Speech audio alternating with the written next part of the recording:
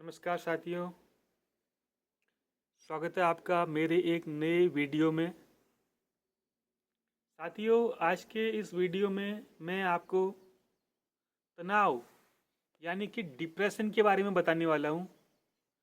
Depression आखिर इंसान को कैसे होता है, क्यों होता है, क्या इसके समाधान हैं, इससे क्या क्या परेशानियाँ होती हैं, क्या क्या इसके लक्षण हैं, तो पूरा इस बारे में हम बात करेंगे।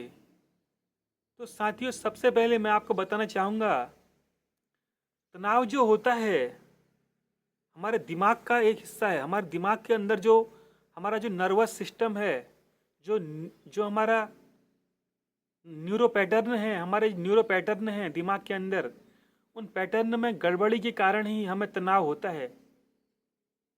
सबसे पहले मैं बताना चाहूँगा, एक छोटी सी चिंता, तनाव यानी कि कहते हैं ना, हमको एक छोटी सी बात पे टेंशन हो गई, यार आज वहाँ उसका झगड़ा हो गया, उस झगड़े की वजह से मुझे टेंशन हो रही है। कोई भी आम भाषा में कहता है कि मुझे कल रात एक एक्सीडेंट देख लिया और उस एक्सीडेंट देखने की वजह से मुझे ना चिंता हो रही है। तो एक छोटी सी चिंता ही तनाव का कारण बनती है। दोस्तों, यह कैसे तनाव का कारण बनती है, अब मैं आपको थोड़ा सा विस्तार से बताता हूँ। सबसे पहले हमने कोई एक्सीडेंट देखा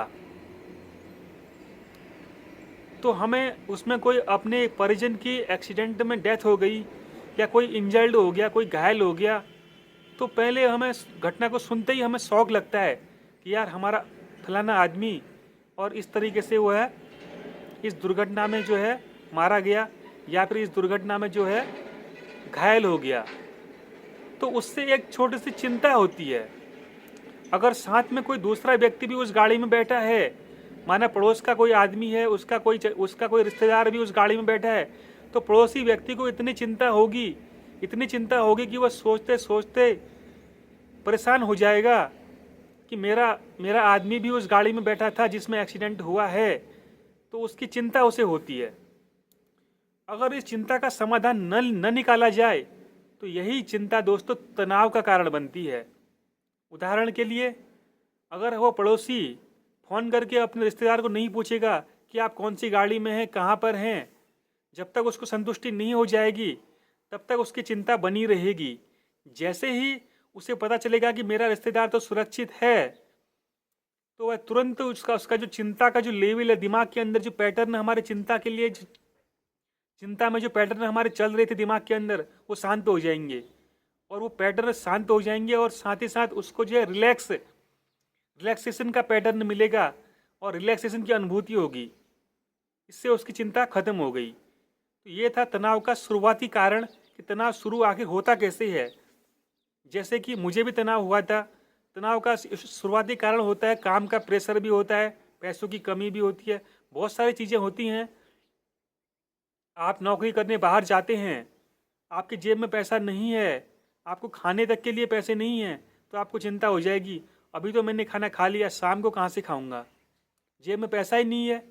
छोटी सी चिंता हो गई, कल भी नहीं खाया, परसों भी नहीं खाया, पैसे हैं नहीं, नौकरी मिल नहीं रही है। ये चिंता जो है बृहद रूप ले लेती है। जैसे ही चिंता बृहद रूप लेती है तो वहाँ पर डिप्रेशन यानी कि तनाव शुरू हो जाता है।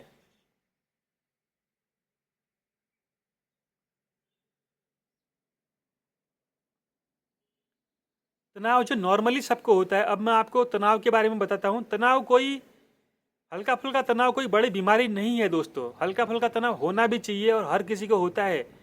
हल्का फुल्का तनाव इसलिए भी होना चाहिए, जैसे मैं बैठा हूँ, अब मेरा परिवार, मुझे परिवार का पालन पोषण करना है, तो मुझे हल्की सी चिंता होनी चाहिए कि मुझे थोड़ा सा पैसा कमाना है ताकि परिवार का पूरा हो सके। अगर मुझे चिंता ही नहीं होगी कि यार मुझे तो कुछ नहीं करना है, मैं तो खा ही रहा हूँ, पढ़ ही रहा हूँ, तो ऐसे में क्या होगा, हमारा परिवार आगे नहीं बढ़ेगा, उनका उसका पालन पोषण नहीं हो पाएगा। तो हल्की सी चिंता भी जरूरी है, लेकिन चिंता का बृहद रूप जो है वह हानिकारक है। चलिए इसको समझते हैं। तनाव जो नॉर्मली सबको होता है वह होता है काम का तनाव। जैसे सुबह उठते हैं, आराम की नींद आ रही है, यार हमें तो ऑफिस जाना है, तो हल्का सा तनाव शुरू हो गया। नींद को त्यागना है वहीं पर, तुरंत तैयार होना है और काम के लिए जाना है, ऑफिस जाना है तो जाना है। हल्का सा तनाव हुआ कि काम का तनाव है। ऑफिस गए, ऑफिस में बॉस ने कुछ बोला, मालिक ने कहा कि भाई ये काम मुझे फटाफट करके दे, और काम बड़ा होगा, आप देखते ही घबरा जाएंगे, यार इतना ज़्यादा काम है और 10 मिनट में करके देना है, उससे आपको चिंता हो जाएगी। मालिक ने बोल दिया, बॉस ने बोल दिया कि आज तुम्हें फील्ड विजिट करना है, इतने किलोमीटर दूर जाना है और इतने लोगों का डेटा आपको वहाँ से लाना है। एक अलग चिंता हो जाएगी, यार मुझे वहाँ भी जाना है, वहाँ से जो है फिर मुझे इतना डेटा कलेक्ट करना है, हो पाएगा नहीं हो पाएगा, कहीं मेरी सैलरी तो नहीं कटेगी, क्या मुझे छुट्टी मिलेगी क्या नहीं मिलेगी, कहीं मैं लेट तो नहीं हो जाऊँगा घर जाने के लिए। इससे एक अलग लेवल की चिंता शुरू हो जाती है दोस्तों। ये होता है काम का तनाव। बहुत से लोग काम का तनाव कम करने के लिए ड्रिंक का सहारा लेते हैं, अल्कोहल का, जो कि गलत है। अल्कोहल का सहारा नहीं लेना चाहिए।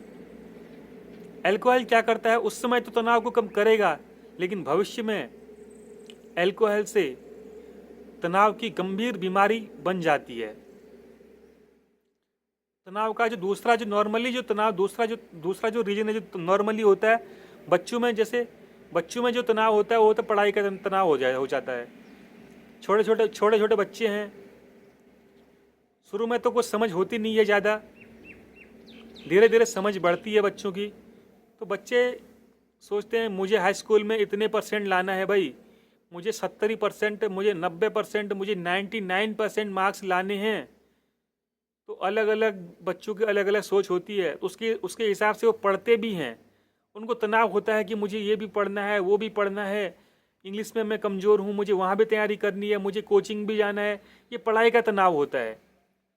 पढ़ाई के तनाव से बहुत सी चीज़ें होती हैं, जैसे बच्चों को, अगर बच्चा एग्ज़ाम में फेल हो जाता है साल भर पढ़ने के बाद, तो उसको बहुत ज़्यादा तनाव होता है। उस समय का तनाव मापने का कोई ऐसा यंत्र है नहीं, इस समय ऐसा कोई यंत्र नहीं है जो तनाव को माप सके। लेकिन एग्ज़ाम में फेल होने के बाद दिमाग में इतना तनाव होता है कि उसको मापने का कोई यंत्र नहीं है। उस तनाव को कम करने के लिए गार्जियन का सपोर्ट होना चाहिए, दोस्तों का साथ होना चाहिए। कोई बात नहीं, इस बार फेल हो गया तो अगली बार फिर जो है अच्छे नंबर ले आएगा। ये नॉर्मली बच्चों में इस तरह का तनाव होता है। अब बात करते हैं वयस्कों में किस तरह का तनाव होता है। अधिकतर वयस्कों में पैसों का तनाव होता है। जैसे पैसों की कमी है, माना कोई किसान है, किसान के पास पैसा नहीं है और फसल भी नष्ट हो गई है, तो किसान को एक अलग ही तनाव हो जाएगा। किसान को चिंता होगी कि मेरी फसल भी नष्ट हो गई है, मेरे पास पैसा भी नहीं है, मैंने लोन लेके जो है फसल लगाई थी और पूरी नष्ट हो गई है। तो एक अलग ही लेवल का तनाव जो है किसान के अंदर जाग जाएगा। और ये तनाव जो है ना बहुत खतरनाक होता है। तनाव का बहुत खतरनाक स्तर होता है लोन का तनाव, किसान का तनाव। आपने देखा होगा किसान आत्महत्या कर लेते हैं, क्यों करते हैं? तनाव की वजह से। अब थोड़ा सा विस्तार से बताता हूँ कि आत्महत्या कौन, तनाव के कारण कैसे आत्महत्या करते हैं लोग। सबसे पहले मैं बताना चाहूँगा, जब अत्यधिक तनाव होता है ना, तो आदमी अवसाद में चला जाता है। अवसाद यानी डिप्रेशन, उसका कुछ होश ही नहीं रहती है कि मैं कहाँ हूँ, क्या कर रहा हूँ, होश ही नहीं रहती है, अवसाद में चला जाता है। दिन भर सोचने में ही रहता है, उसको चिंता घेरे रहती है। उस ऐसे में क्या होता है ना, उसके अंदर आत्महत्या के विचार आते हैं, सुसाइडिकल थॉट, इसको कहते हैं सुसाइडिकल थॉट। अगर आप किसी साइकेट्रिस्ट के पास जाएंगे, उसको बताएंगे कि मुझे सुसाइडिकल थॉट आ रहे हैं, तो जो साइकेट्रिस्ट होगा वो समझाएगा, वो आपको कुछ दवाइयाँ देगा आपको तनाव को कम करने के लिए, और आपके जो आत्महत्या के विचार हैं ना वो कम हो जाएंगे। ये होता है अवसाद। अवसाद से बहुत सी मौतें होती हैं। हर दिन सैकड़ों लोग मर रहे हैं पूरे विश्व में अवसाद की वजह से।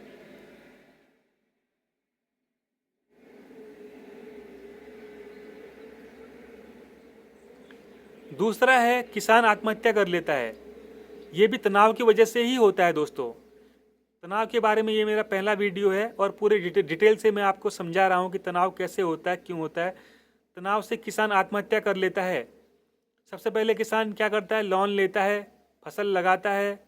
अगर फसल में उसे नुकसान हो जाता है तो वह लोन की भरपाई नहीं कर पाता, और खाने के लिए पैसे नहीं होते हैं, राशन भी नष्ट हो जाता है, खेती नष्ट हो जाती है।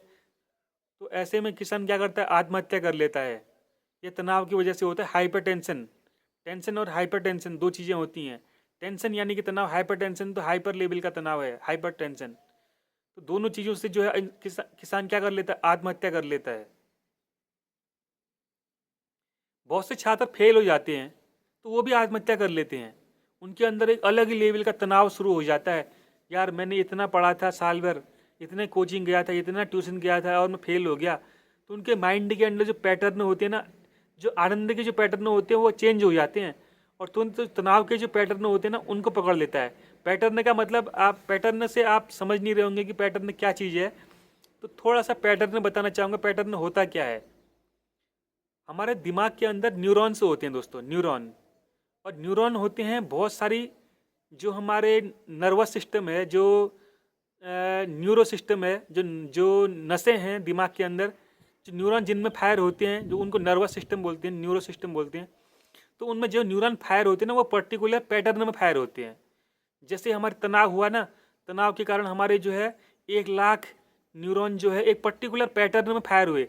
पैटर्न जैसे आपका मोबाइल फ़ोन होता है, एंड्रॉयड मोबाइल फ़ोन है या स्मार्टफोन है कोई सा भी, उसमें पैटर्न लॉक लगा रहता है। उसमें आप स्क्रीन में ड्रॉ करते हैं ना, ऐसे ऐसे ऐसे ऐसे किया और आपका लॉक खुल गया। वैसे ही जो न्यूरॉन होते हैं ना, वो दिमाग के अंदर पैटर्न बनाते हैं। और ये पैटर्न क्या करते हैं ना दोस्तों, हर एक चीज़ की फीलिंग करवाते हैं इंसान को। चिंता का पैटर्न है, ऐसे ऐसे न्यूरॉन न्यूरॉन जो चारों दिशा में फायर हुए और एक पर्टिकुलर न्यूरो सिस्टम में फायर हुए, तो उससे क्या होगा, एक पर्टिकुलर चिंता का पैटर्न बन गया दिमाग के अंदर। जो हमारा आनंद का पैटर्न था, जो हमारा सुख का पैटर्न था, जो हमारा खुशी का पैटर्न था, वो गायब हो गया और चिंता का पैटर्न बन गया। तो अचानक कोई बच्चा फेल होता है तो उसके दिमाग के अंदर चिंता का पैटर्न बन जाता है। न्यूरॉन जो है चिंता का पैटर्न बना देते हैं दिमाग के अंदर, और उस पैटर्न से ना उसको आत्महत्या का विचार आने लगता है और वह सुसाइड कर लेता है, और फेल होने की वजह से बच्चा सुसाइड कर लेता है। ये है तनाव का रीजन। तनाव किस हद तक जो है हानिकारक है। दोस्तों वीडियो ज़्यादा लंबा नहीं बनाता हूँ। अब मैं आपको ना तनाव से बचने के उपाय बताता हूँ।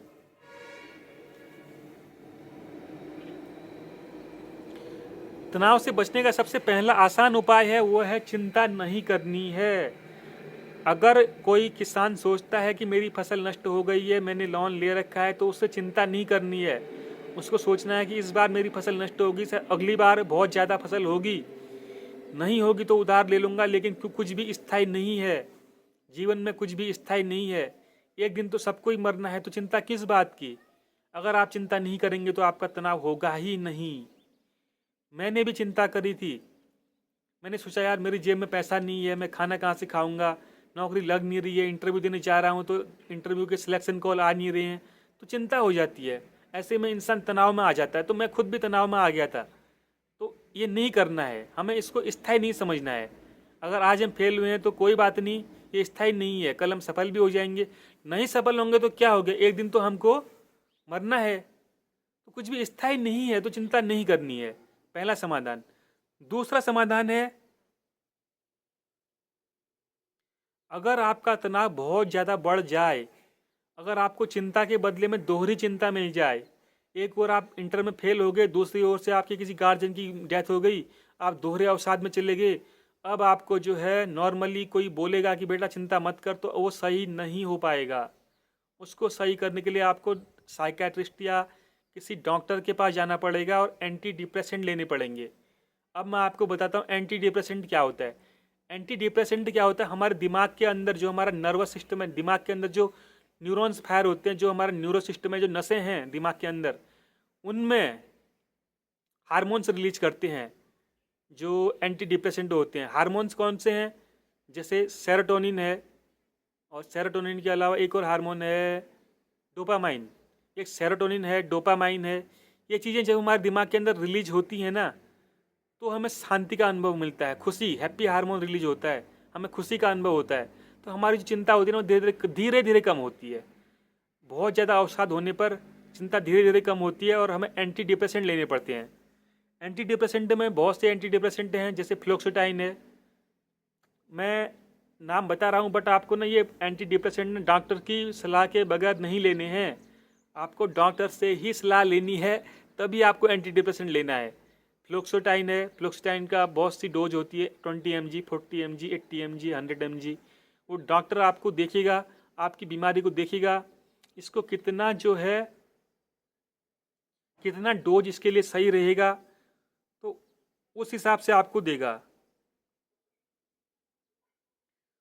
सेट्रालाइन एक और फ्लोक्सोटाइन के अलावा एक और जो है एंटी डिप्रेसेंट है, सेट्रालाइन। बहुत सारे हैं, बहुत सारे एंटी डिप्रेसेंट होते हैं मार्केट में, तो ये आपको ना डॉक्टर की मदद से लेने चाहिए। अगर आपको बहुत ज़्यादा तनाव हो गया है, तो बहुत ज़्यादा तनाव में ना आदमी कहता है कि यार तनाव हो रखा है, बेटा चिंता मत कर, ऐसे चिंता करने से कुछ नहीं होगा, तो बोलने मात्र से वो सही नहीं होता है।